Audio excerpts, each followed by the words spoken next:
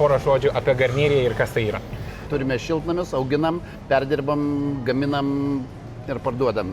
Nuo žemės, nuo sėklos iki skrandžio. 75 gal 80% gaminių mūsų pačių gaminta yra. Ir rauginta, marinuota. Dalį produkcijos importuojam asortimentui, tame tarpe ir jūsų gaminių. Tai čia yra kompanija Gyvas maistas, tai yra probiotiniai žolelių gėrimai, kad jie yra padaryti iš natūralių medžiagų. Su ginkmedžiu, pipirmėtė ir ciberžolė. Ginkmedis turi nuostabią savybę, nes jisai subalansuoja mūsų nervų sistemą. Taip.